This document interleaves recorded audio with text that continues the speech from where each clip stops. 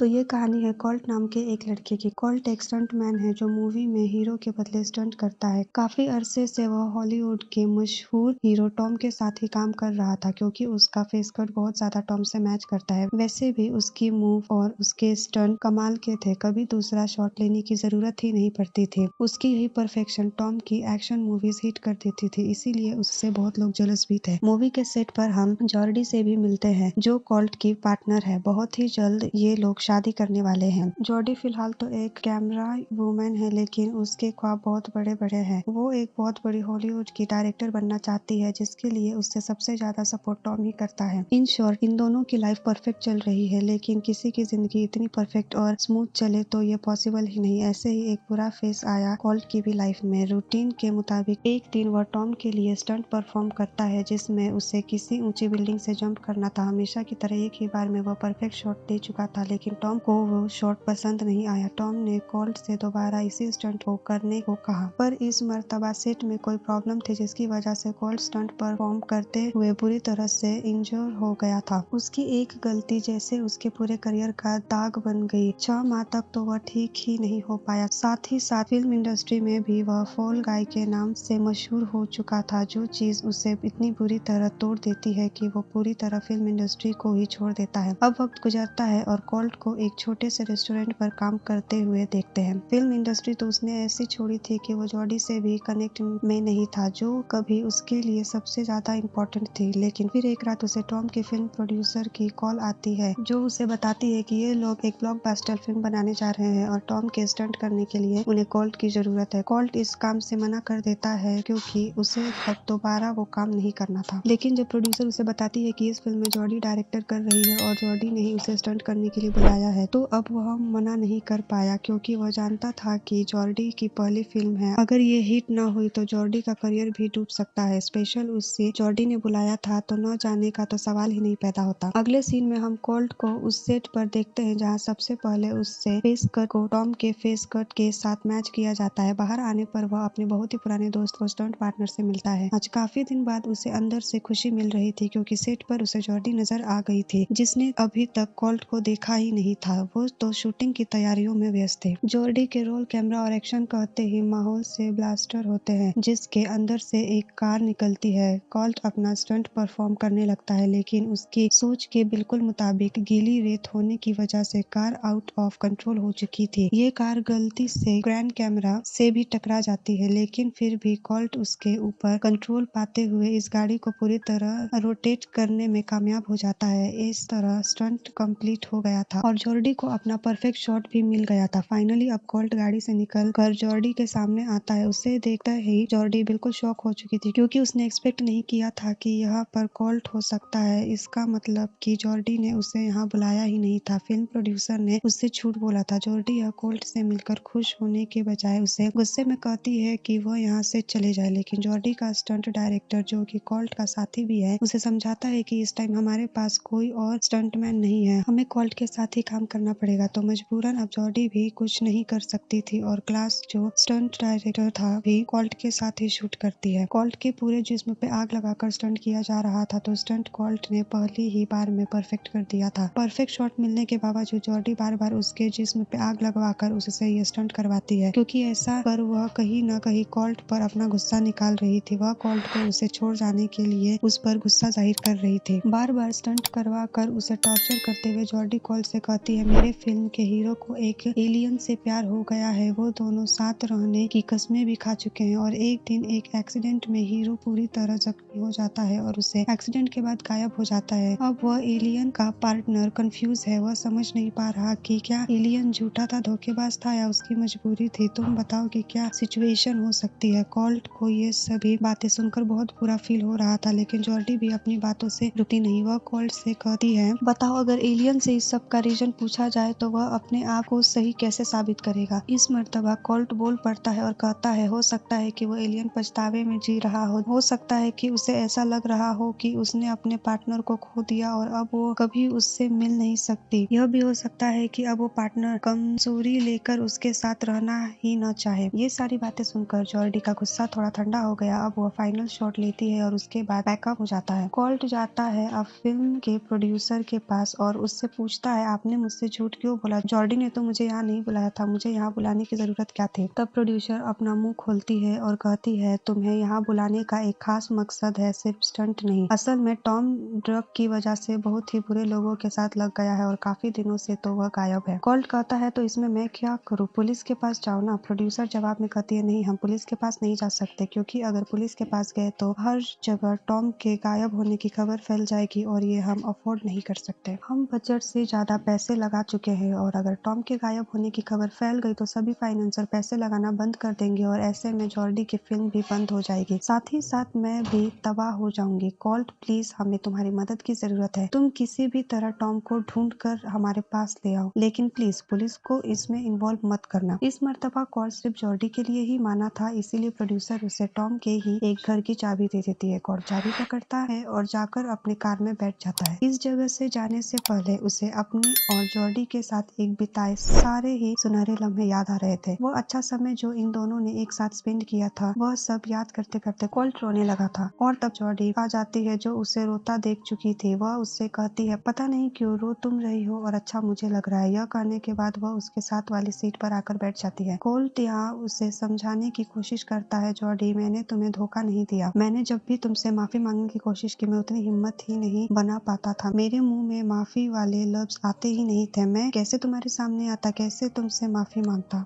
Jordi उससे कहती है, अरे छोड़ो, मैं तोसे के यहाँ ये कहने आई थी कि जब तक तुम यहाँ हो बिल्कुल प्रोफेशनल की तरह रहना, कोई भी उटपटांग हरकत करने की जरूरत नहीं है। यह कहते ही वह कार से उतर कर चली जाती है। कॉल्ट टॉम के घर आ जाता है। अचानक पीछे से उसके ऊपर कोई हमला कर चुका था। कॉल्ट एक स्टंट मैन होने की वजह से बड़ी ही आसानी से अपने आप को बचा लेता है। वह लड़की उससे पूछती है, कौन हो तुम और यहाँ कैसे आए? कॉल्ट उसे अपना परिचय देता है, मैं एक स्टंट मैन हूँ और टॉम को ढूंढते हुए यहाँ आया हूँ। टॉम को तो वह खुद भी इतने टाइम से ढूंढ रही थी। वह यहाँ कॉल्ट को एक क्लू देती है। टॉम अक्सर ड्रग लेने के लिए एक क्लब में अंदर एक आदमी से मिलता था जिसके पूरे सर पर लेपर्ड का टैटू है। कॉल्ट बिल्कुल टाइम वेस्ट नहीं करना चाहता था। वह जल्दी से क्लब जाकर उस आदमी से मिलता है जो कॉल्ट से कोई भी बात करने की बजाय उसे ड्रिंक में मिलाकर एक ड्रग पिला चुका था। इस ड्रग के असर में कॉल्ट अपने ऊपर से कंट्रोल खोते हुए उसी ड्रग डीलर के सारे आदमियों को पीटने लगता था। इससे पहले कि वह ड्रग डीलर को भी पीट देता, ड्रग डीलर भागते हुए क्लब से बाहर आकर एक टैक्सी में बैठ के वहां से जा चुका था। कॉल्ट भी एक साइकिल चलाकर उसका पीछा करता है और नशे में उसे पता ही नहीं चलता कि उसका ड्रग डीलर की टैक्सी से एक्सीडेंट हो जाता है। कॉल्ट को यहाँ कुछ खास नहीं हुआ था, लेकिन टैक्सी ड्राइवर अपनी टैक्सी रोक चुका था। ड्रग डीलर तो कॉल्ट की फाइट को देखकर पहले से ही बहुत ज्यादा डरा हुआ था। कॉल्ट जैसे ही उसे पकड़ने के लिए दरवाजा खोलता है, ड्रग डीलर सारी सच्चाई उगल देता है। मुझे कुछ नहीं पता, मुझे तो बस टॉम के सिक्योरिटी हेड ने तुम्हें ड्रग देने को कहा था। कॉल्ट पूछता है, अच्छा ठीक है, तो बताओ फिर ये टॉम का सिक्योरिटी हेड कहाँ मिलेगा? तब वह ड्रग डीलर उसे एक होटल का नाम बताते हुए कहता है, वहाँ के रिसेप्शनिस्ट से जाकर एक फ्रूट प्लेट मांगना, वो तुम्हें टॉम के सिक्योरिटी हेड तक पहुँचा देंगे। कॉल्ट रिसेप्शन पर जाकर फ्रूट प्लेट मांगता है तो उसे टॉम के सिक्योरिटी हेड के रूम की चाबी दे दी जाती है। कॉल्ट अब सिक्योरिटी हेड के रूम में जाता है। बार बार सिक्योरिटी कार्ड लगाने पर जब उसका दरवाजा नहीं खुलता तो स्टंट मैन की तरह उस दरवाजे को ही तोड़ देता है। अंदर जाने पे उसकी आंखें खुली की खुली रह जाती है, क्योंकि अंदर उसे एक मरे हुए आदमी की लाश मिली थी। इस लाश को बर्फ में रखा गया था। उसके होश उड़ जाते हैं। वो जल्दी प्रोड्यूसर केल को कॉल करता है और उसे यह पर डेड बॉडी के बारे में बताता है। केल से कहता है, अब तुम्हें पुलिस को बता देना चाहिए सब कुछ, लेकिन प्रोड्यूसर केल उसे अभी भी ऐसा करने से मना कर रही थी। तभी कॉल्ट के पास पुलिस ऑफिसर आ जाते हैं, क्योंकि कॉल्ट ने गलत गाड़ी पार्क की हुई थी। घबराते हुए कॉल्ट पुलिस ऑफिसर को सब सच बता देता है कि उसने होटल रूम में एक डेड बॉडी देखी है। उसके बाद पुलिस जब होटल रूम में चेक करने के लिए जाती है तो वहाँ कोई डेड बॉडी नहीं थी। कॉल्ट पूरी तरह कंफ्यूज हो चुका था कि ये सब उसके साथ क्यों हो रहा है। पुलिस यहाँ से चली जाती है और अगले दिन वह ये सारी बातें जॉर्डी को बताना चाहता था, लेकिन जॉर्डी उसे अपने शॉट के लंबे शेड्यूल में डाल चुकी थी। जॉर्डी को भी एहसास हुआ कि उसने पूरा दिन कॉल्ट को इग्नोर किया है, इसीलिए वह रात में कॉल्ट को एक पार्टी का इन्विटेशन देती है। दूसरी तरफ कॉल्ट के पास प्रोड्यूसर आती है और उसे ट्रेन के एक टिकट देते हुए कहती है, तुम्हें तुरंत यहाँ से निकलना होगा। कॉल्ट, किसी को भी बताए बिना यहाँ से निकल जाओ वरना तुम्हारे साथ बहुत बुरा होगा। लेकिन कॉल्ट इस मुर्तबा उसकी बात मानने को तैयार नहीं था। सेट पर उसे टॉम की पर्सनल असिस्टेंट भी मिल जाती है। कॉल्ट उसे पकड़ लेता है और सारी सच्चाई जानना चाहता था, लेकिन इस लड़की को भी ज्यादा कुछ नहीं पता था। इस लड़की के पास सिर्फ टॉम का मोबाइल था। वो लड़की कॉल्ट को बताती है, यह मोबाइल टॉम के सिक्योरिटी हेड ने मुझे दिया था, लेकिन मैं किसी को नहीं दूंगी जब तक मुझे इस फिल्म का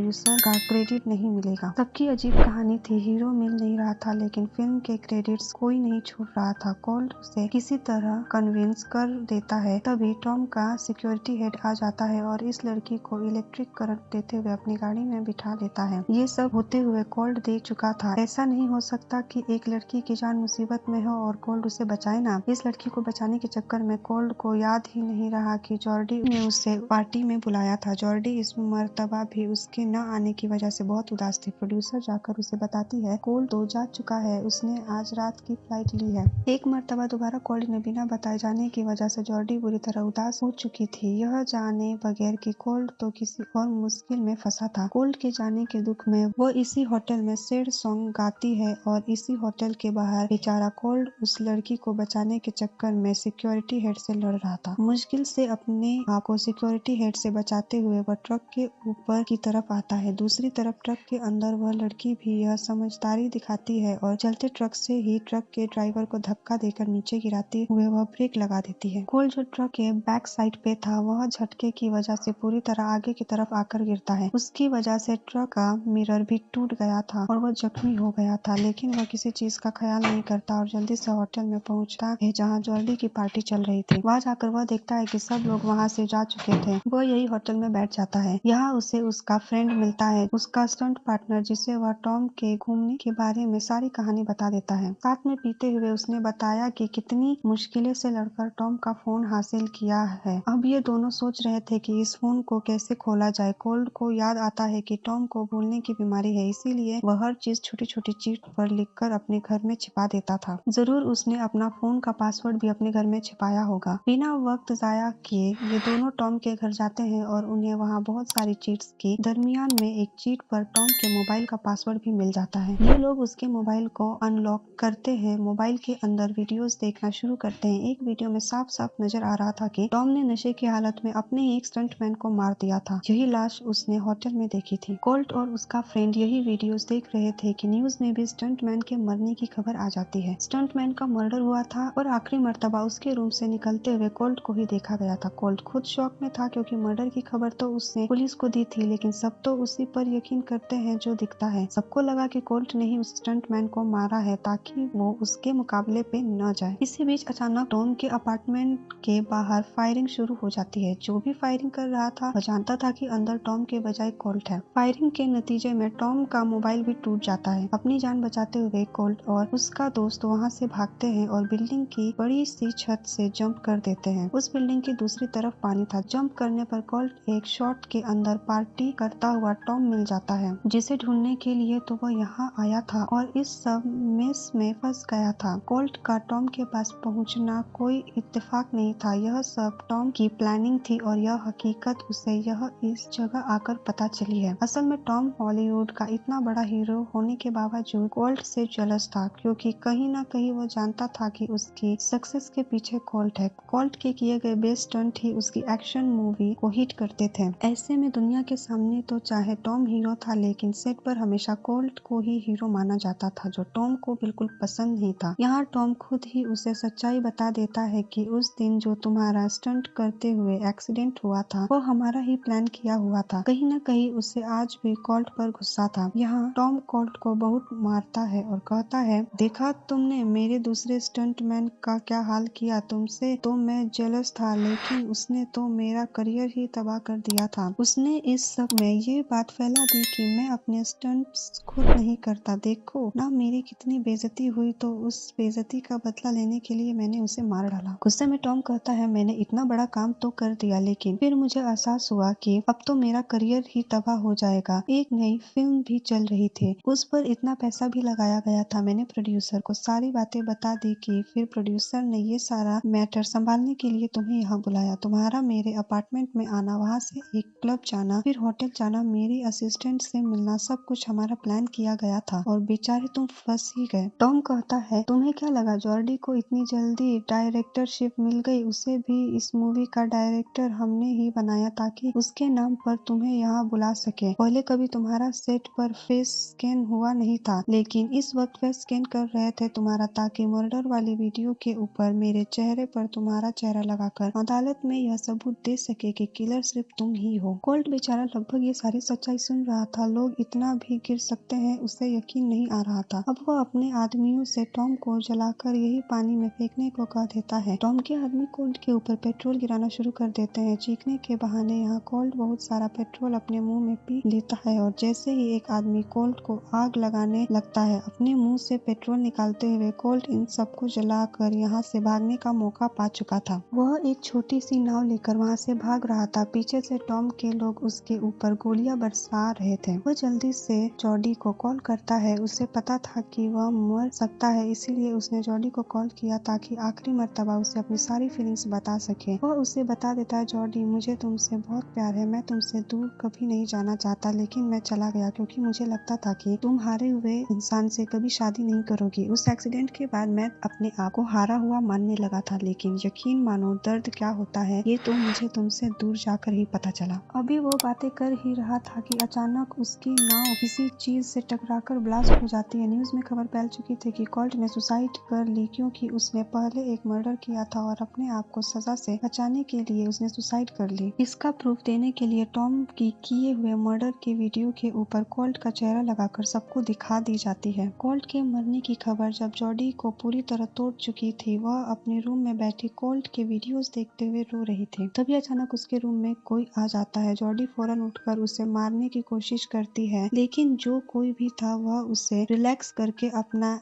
एलियन वाला सूट अपने ऊपर से उतारता है। जॉडी हैरान थी कि ये कोल्ट है। असल में पानी में गिरकर मरने वाली वो सारी गेम कोल्ट ने खेली थी अपने आप को बचाने के लिए। जिस टाइम उसकी नाव ब्लास्ट हुई, वह पानी में जंप कर चुका था। पानी से तैरते हुए वह यहाँ जॉडी के पास आ चुका था। वह जॉडी को सारा सच बता देता है। उसने कोई मर्डर नहीं किया, उसे तो फंसाया गया है। उसे यहाँ प्रोड्यूसर ने बुलाया था और वह सारे मर्डर टॉम ने किए हैं और जो मर्डर की वीडियो दिखाई जा रही है वो भी एक्सीडेंट है। वो टॉम की वीडियो है जिसने मेरा फेस लगा दिया गया है। अभी कोल्ट उसे सारा सच बता ही रहा था कि दोबारा जॉडी के केबिन में नॉक होता है। इस टाइम प्रोड्यूसर उसे यहाँ देखने आई थी। जॉडी जल्दी से कोल्ट को छुपा देती है। प्रोड्यूसर जॉडी को ये बताने आई थी कि टॉम फाइनली वापस आ चुका है और ये लोग फिल्म की शूटिंग कंटिन्यू कर सकते हैं। लेकिन हाँ, अब ये लोग वो कार वाला स्टंट सीन नहीं करेंगे क्योंकि उनके हिसाब से तो दोनों स्टंटमैन मारे जा चुके थे। जॉडी उसकी बातों का कोई जवाब नहीं देती। उसके जाने के बाद कोल्ट उसे समझाता है, तुम्हें रुकना नहीं चाहिए, तुम्हारे करियर का सवाल है।